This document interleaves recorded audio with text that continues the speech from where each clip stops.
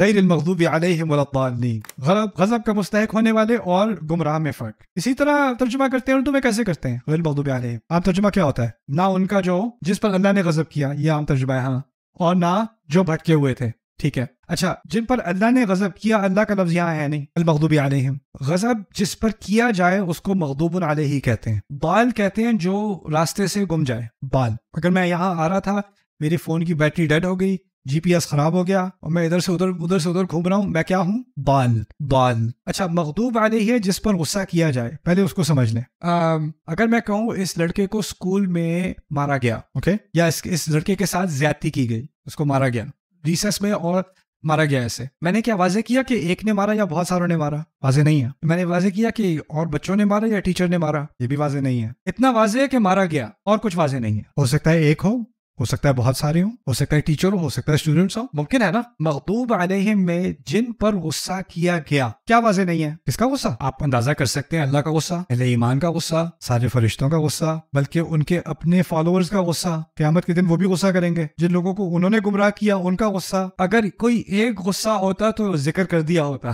لیکن غصہ اتنی مختلف سمتوں سے آ رہا ہے کہ لوگوں کے لیے تعبیر کیا کی گئی ہے؟ جن پر غصہ کیا گیا۔ دوسری بات، یہاں پر اللہ تعالیٰ کا ذکر ہے کہ نہیں؟ کچھ علماء نے اس سے یہ بات بھی اشارہ نکالا ہے کہ اللہ تعالیٰ کو ان پر اتنا غصہ ہے کہ اللہ تعالیٰ نے اپنا ذکر بھی ان کے ساتھ نہیں کیا۔ غیر الذین غضب اللہ علیہم، نہ غیر المغضوب علیہم۔ اللہ تعالیٰ نے اپنے غصے میں اپنے آپ کو ان سے دور کر لیا، ذکر بھی نہیں کیا ان کے ساتھ اپنا۔ لیکن پھر بھی یہ بات واضح نہیں ہوتی کہ جس پر غصہ کیا جائے اور جو بھٹکا ہوا ہو، گمراہ ہو، اس میں فرق کیا ہے؟ اب میں چھوٹی سی مثال سے آپ کو سمجھاتا ہوں۔ میرے دو جو بیٹے تھے جب چھوٹے تھے، عماد بڑا اور ولید چھوٹا، تو عماد سے میں نے کہا بیٹا یہ کوکیز جو ہے نا یہ نہیں کھانا، میں ذرا جا رہا ہوں 5 منٹ واپس آتا ہوں۔ ولید اوپر تھا، عماد کچن میں تھا۔ میں نے عماد سے کہا بیٹا تم کوکیز نہیں کھانا، اور ولید بھی نہیں کھائے گا۔ اچھا، میں بھی 5 منٹ میں آتا ہوں۔ اچھا، میں گیا 5 منٹ واپس آیا، دونوں بیٹھے کھا رہے ہیں۔ غصہ مجھے کس پہ آئے گا؟ ولید پہ یا عماد پہ؟ کیوں؟ کیونکہ ولید بھٹکا ہوا ہے، لیکن عماد غصے کا مستحق ہے۔ کیوں؟ کیونکہ عماد کے پاس علم تھا۔ اگر کسی کو پتا ہو اور پتا ہونے کے باوجود غلط حرکت کرے تو اس پہ کیا آتا ہے؟ غصہ آتا ہے۔ ایک اسٹوڈنٹ ہے جو اس نے کلاس مس کر دی، ایگزام سے ایک دن پہلے بیمار ہو گیا، کلاس مس کر دی۔ باقی اسٹوڈنٹ آ گئے کلاس میں، میں نے باقی اسٹوڈنٹ سے کہا دیکھو کل فائنل ایگزام ہے، یہ لو کاپی فائنل ایگزام کی، یہ لو کاپی سارے جوابوں کی، 100 لینے ہیں کل سب نے۔ اس کے باوجود 2 لوگ فیل ہو گئے، ایک جو وہاں تھا اور ایک جو بیمار تھا۔ غصہ کس پہ آئے گا مجھے؟ جو بیمار تھا ہوگا سر مجھے تو پتا بھی نہیں تھا، میں تو بھٹکا ہوا تھا، اور جو تھا وہاں پہ یار تو میں نے جواب بھی دے دی، سوال بھی دے دی، جواب بھی دے دی، تم کیسے فیل ہو گئے؟ تمہارے پاس کیا بہانہ ہے؟ کیا عذر ہے تمہارے پاس؟ جس کے پاس کوئی عذر ہی نہیں رہا اس پہ کیا ہوگا؟ غصہ۔ غیر المغضوب علیہم سے ان لوگوں کی بات کی طرف اشارہ کیا جا رہا ہے جن کے پاس علم بھی ہو، وہ جانتے بھی ہوں کیا صحیح ہے کیا غلط ہے، وہ جانتے بھی ہوں سیدھا راستہ کیا ہے، وہ جانتے بھی ہوں کیا کرنا چاہیے کیا نہیں کرنا چاہیے، اور جاننے کے باوجود پھر بھی کرتے رہتے ہیں۔ علم ہے عمل نہیں ہے، علم کے باوجود عمل نہ ہونا، المغضوب علیہم۔ اب سمجھ میں آئے گا رسول صلی اللہ علیہ وسلم ان کی مثال یہود سے کیوں دی تھی، کیونکہ یہود کے بارے میں قرآن نے بار بار کیا کہا ہے؟ ان کے پاس بہت علم ہے۔ لیکن یہاں یہود کیوں نہیں کہا؟ یہودی کہتے تھے غیر الیہود ولا النصارى، کیونکہ یہ اصل میں یہود اس کی مثال ہے، قرآنی یہود، تمام یہود نہیں۔ قرآن میں اچھے یہود کا بھی ذکر ہے۔ قرآن میں جو مثال دی جاتی ہے ان لوگوں کی جو جانتے بوجھتے غلط کرتے ہیں، تب ان کی مثال یہود کی مثال دی جاتی ہے۔ لیکن کیا یہ ممکن ہے کہ کوئی مسلمان جاننے کے باوجود غلط حرکت کرے؟ کیا پھر یہ ممکن ہے کہ وہ المغضوب علیہم میں شامل ہو سکتا ہے؟ اور اگر یہ واقعی یہود ہوتے تو دعا یہ ہوتی یا اللہ ہمیں سیدھا راستہ دکھا، ہمیں یہودی نہ بنا دینا۔ اس کی کوئی تک بنتی ہے؟ کوئی سینس نہیں بنتی۔ یہودی تو ویسے بھی آپ کو ایکسیپٹ نہیں کریں گے، وہ تو جینیٹک ریلیجن ہے، اس میں تو اگر آپ کی نسل نہیں چلی آ رہی تو آپ اس میں شامل بھی نہیں ہو سکتے، اور اس میں شامل ہونا کون چاہتا ہے؟ تو اگر آپ دعا مانگو گے تو دعا ایسی چیز سے مانگو گے جس کا خطرہ آپ کو ہے، ان کے راستے، یعنی ایسے راستے پر نہ بھٹکوں میں جس میں جانتا بھی ہوں اور پھر بھی غلط کروں، المغضوب علیہم۔ اور دوسری طرف ایک اور برا راستہ بھی ہے، وہ کیا ہے؟ ولا الضالین۔ الضالین کیا ہے؟ بھٹکے ہوئے، یعنی میری نیت صاف ہے، میں اچھا کرنا چاہتا ہوں، میں صحیح کام کرنا چاہتا ہوں، لیکن میرے پاس کیا نہیں ہے؟ علم نہیں ہے۔ ایک ہے علم تو ہے، عمل نہیں ہے، علم ہے عمل غلط ہے، دوسرے کا عمل غلط ہے کیونکہ علم نہیں ہے، دونوں طرف سے مجھے خطرہ ہے۔ اب ہم لوگ کیا کرتے ہیں؟ نہیں میں کوئی تم میں سے کوئی ہوگا لڑکا کہے گا چلو یار وہ ایک لیکچر ہے چلتے ہیں، کیا بات ہو رہی ہے؟ قرآن کے بارے میں۔ نہیں ایک دفعہ پتہ چل گیا پھر ذمہ داری ہو جاتی ہے، بہتر ہے کہ میں پتہ نہ ہی کروں۔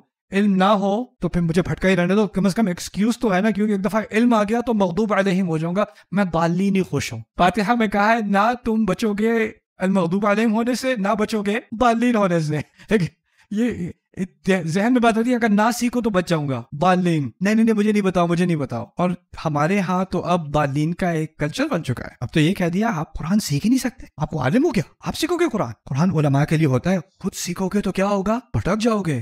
فاتحہ نہیں پڑھی, واقعی نہیں پڑھی.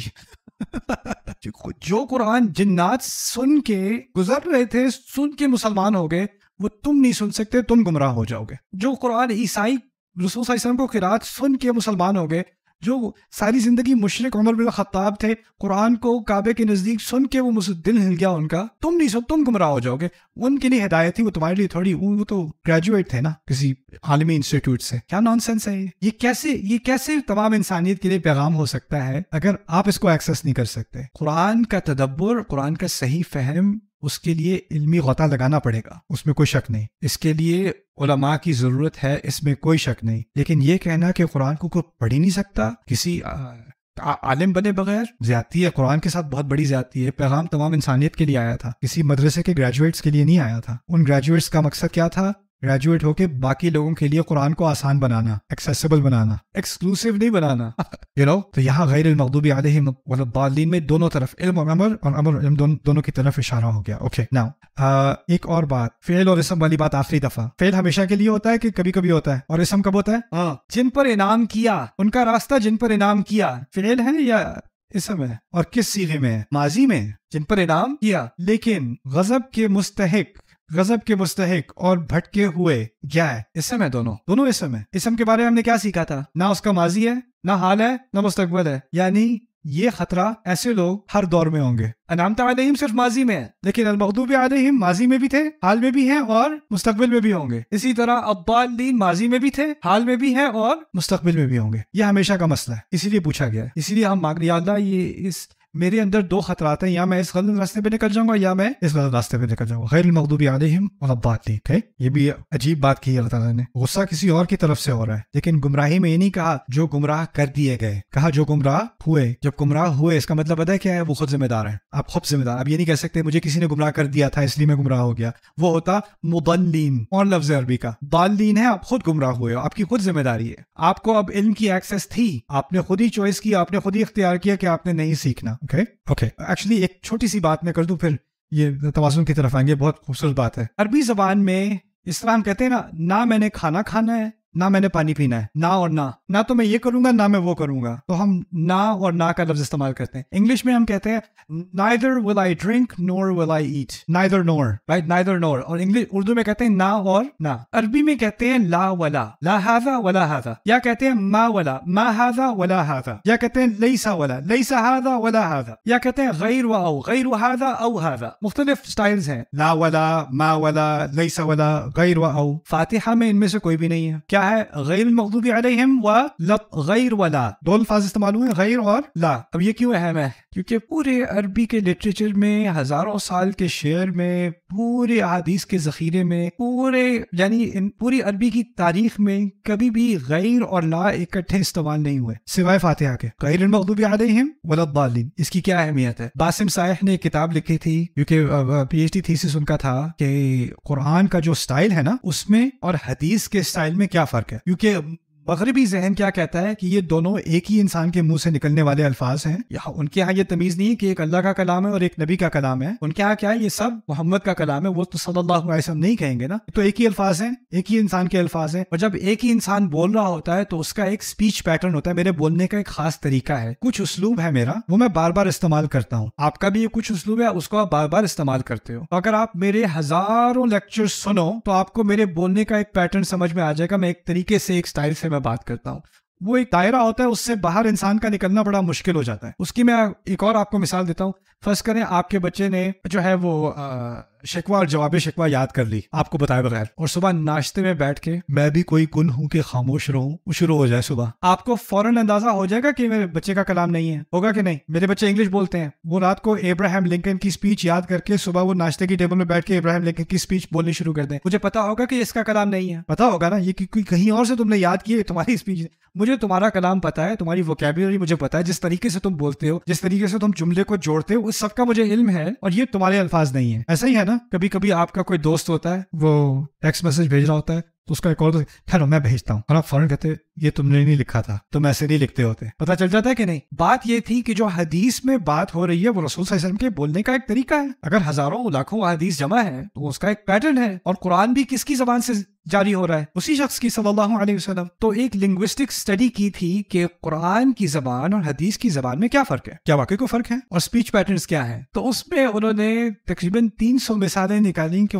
قرآن کی جو سپیچ پیٹرن ہے وہ حدیث دو مختلف سپیکرز ہیں. واضح ویسٹرن اکیڈمک، یہ کوئی اسلامی کتاب نہیں تھی، western academic P H D تھی کہ جو دو سپیکرز ہیں وہ بالکل ایک دوسرے سے الگ الگ ہیں. اور پھر یہ ظاہر کیا کہ جو قرآن کا جو سپیکر ہے اس کو وہ اللہ تھوڑی کہیں گے، وہ اللہ مانتے نہیں ہیں، اکیڈمک کتاب تھی. قرآن کا جو سپیکر ہے وہ کسی اور عربی کے سٹائل سے میچ نہیں کرتا. عربی کی کوئی اور مثال نہیں ہے جو جس طریقے سے قرآن بات کر رہا ہے. اور اس کی پہلی مثال کیا ہے؟ غیر ولا. غیر ولا کہیں بھی عربی میں کبھی بھی استعمال نہیں ہوا سوائے قرآن کے. سبحان اللہ. غیر المغضوب علیہم ولا الضالین، اتنی چھوٹی سی چیز اگر یہاں کہا ہوتا لل مغضوب علیہم ولا الضالین، بات پھر بھی سمجھ میں آ جاتی.